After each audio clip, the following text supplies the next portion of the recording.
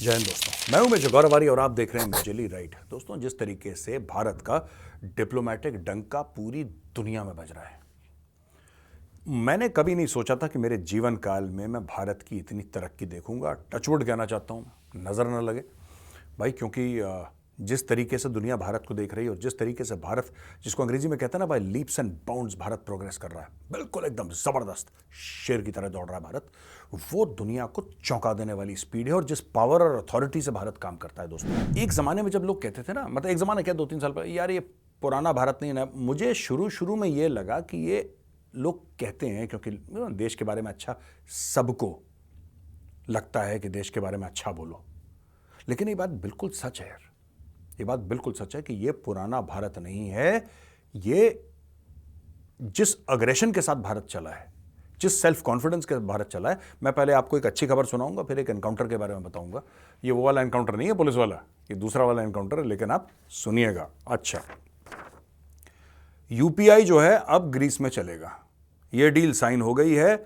ये MOU sign हुआ था रादर, जिसमें NPCI, national payment corporation of India, इसके सीईओ रितेश शुक्ला थे, यूरो बैंक के सीईओ फोकियोन कैरावेस थे और अदर ग्रीक ऑफिशियल्स थे वहां पे, जो यूनान से आए थे।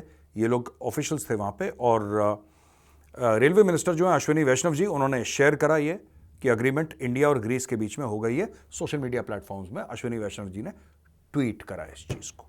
अब ये है क्या, देखिए दोस्तों, काफ़ी सारे देश हैं जहाँ पे यूपीआई यूज़ होता है, जैसे कि श्रीलंका में यूज़ होता है, हाल फिलहाल 3-4 दिन पहले हुआ है। मॉरिशस में यूज़ होता है, वो भी रिसेंट है।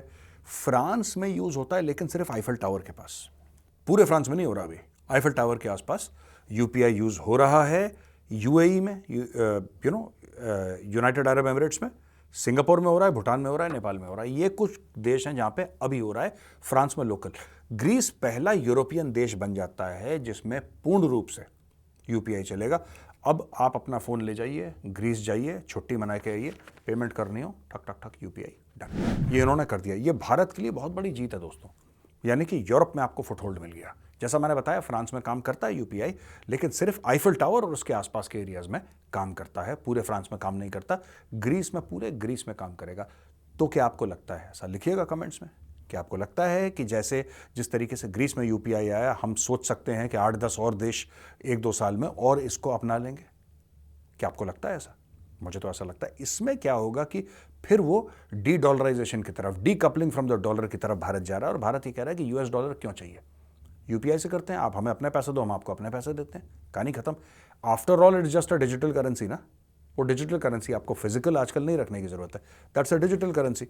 तो ये भारत ये बातें इनसे कर रहा है दोस्तों।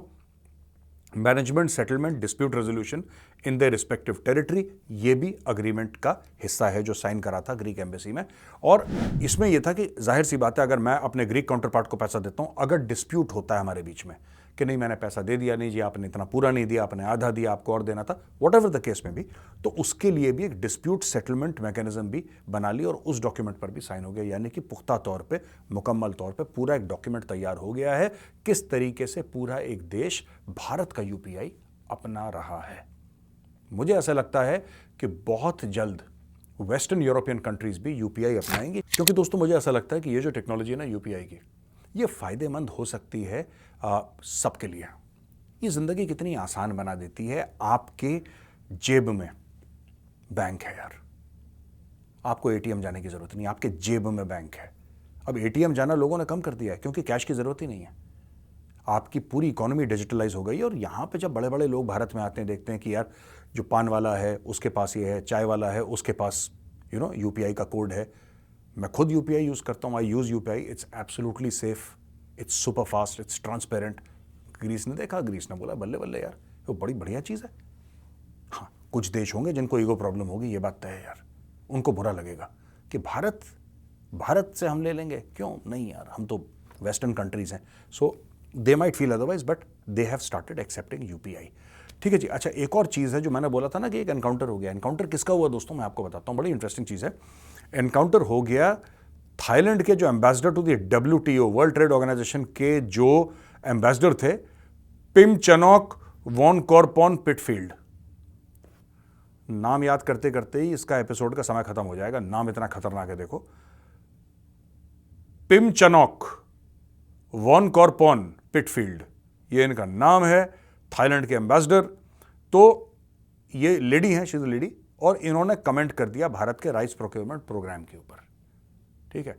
और इन्होंने भारत के राइस प्रोक्योरमेंट प्रोग्राम के ऊपर यह बोल दिया कि साहब, मैं पढ़ के बता रहा हूं आपको, कि rice procurement programme at MSP है, जो एमएसपी भारत देता है, वो इसका एम है एक्सपोर्ट मार्केट कैप्चर करने का, ना कि पब्लिक का भला करने का।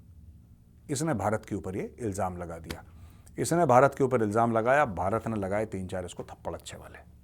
मेटाफोरिकली बोल रहा हूं, आप ये मत सोच लेना कि किसी ने जाके एक्चुअली इसकी कुटाई कर दी, नहीं, ऐसा नहीं है। लेकिन भारत ने बड़ा स्ट्रांग एक प्रोटेस्ट लॉन्च करा, थाईलैंड की सरकार को बोला कि यार ये कैसे नमूने भेजते हो, तुमने ऐसे जोकर भेज रखे हैं यार, ये हमारे बारे में ऐसी बातें करते हैं। अच्छा, आज की तारीख में भारत से पंगा लेने में सब डरते हैं दोस्तों। Everybody is afraid of of rubbing India the wrong way. Bharat ने बोला इमीडिएटली इसको, मैं फिर से लेडी का नाम बताता हूं, पिमचॉक वोनकॉर्पोन पिटफील्ड। तो पिमचॉक वोनकॉर्पोन, छोड़ो, पिमचॉक को यह बोल दिया कि भाई तुम वापस आ जाओ। और यह भारत ने शिकायत करी,